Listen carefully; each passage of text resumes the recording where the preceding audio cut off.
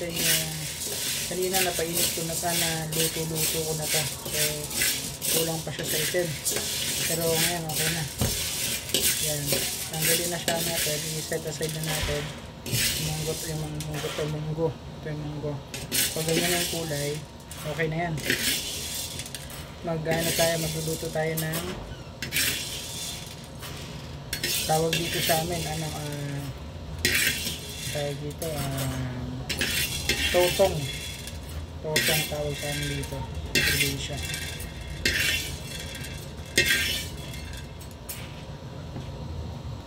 Tapos yun, lagyan na natin ng tubig doon sa ginamit din natin kanina. Mga ganito lang kadami, 2 at 3 tasa na tubig.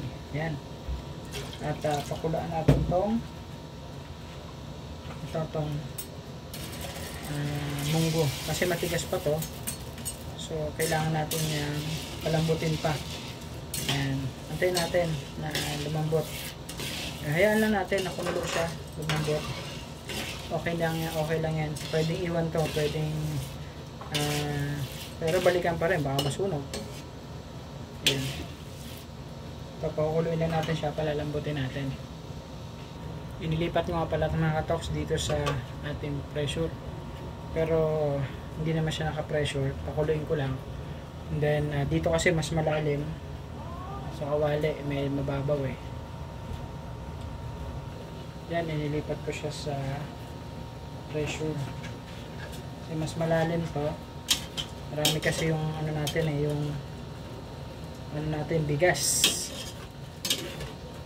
So yun, after nito na kumulo na ulit, lumambot, natin, durug-durugin natin.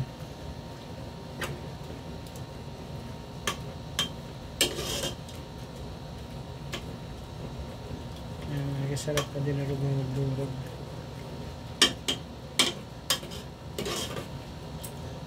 Pero separate pa rin natin ito mamaya.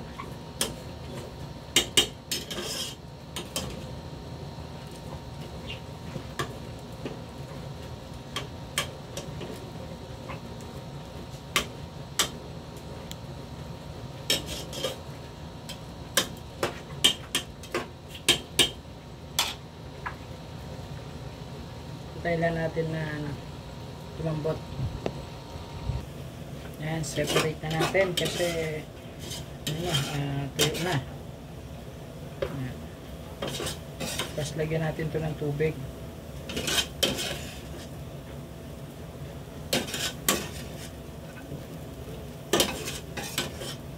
Okay na yan, kahit may konting tira. Maghahalo-halo na rin naman yan. Yan. Pwede na yan. Ganyan karami.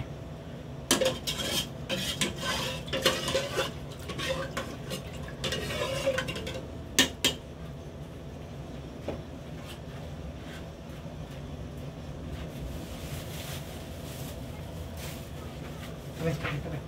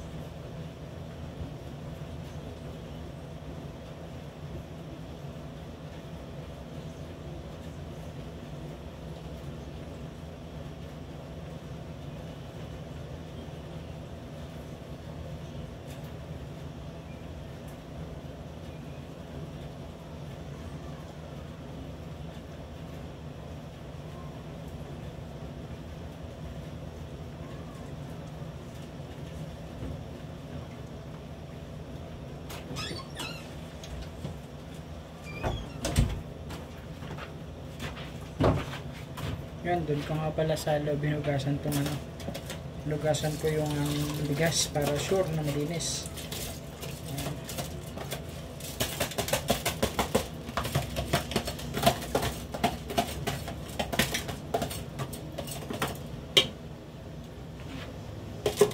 Ayan.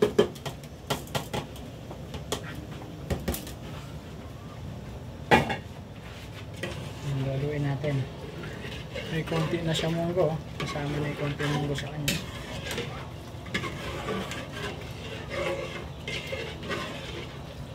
Tapos lagay na natin yung gata. Okay. Ito pala yung gata na ginamit ko is yung Coco Mama. Ayan, Coco Mama. Tapos lagyan ulit natin ang tubig. Ayan, tubig.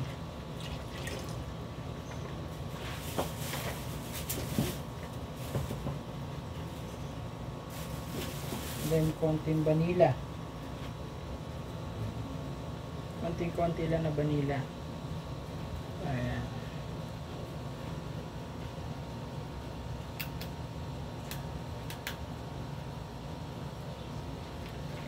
Konting-konti lang. Ayan, ayos na yan.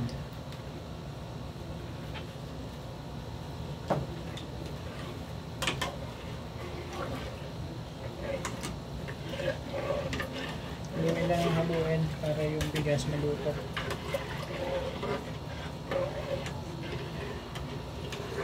Lagyan na natin itong munggo. Ayan.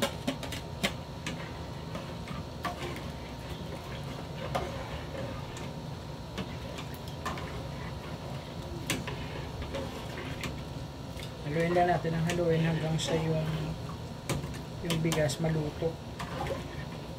At the same time yung munggo maluto din. Tapos maya na natin ilagay yung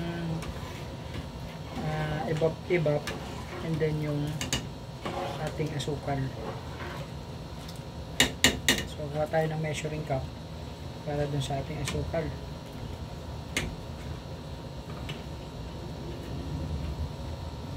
Ito, hindi natin ilalahat, medyo marami ito eh. Yan, baka kumas ang ating sugar mamaya. Tingnan natin kung hindi ko nilahat mga katokso. Itara pa.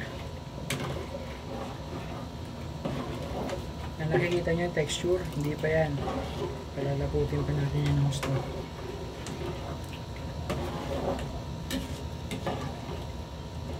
Halo ng halo kasi didikit yun sa ilalim. Ito tawag sa amin dito sa probinsya totong.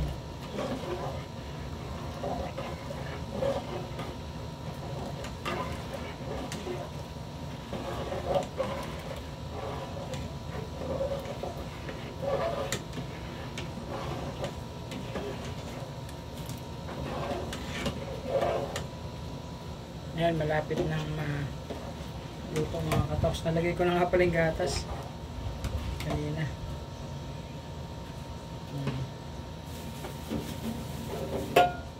Ito yung nilagay ko lahat. Ayan. Alaska baka naman. Ayan. After dito pagka luto na yung bigas, yan, at malapot na siya, pwede na to. Lagyan natin ng konting asin pang balance.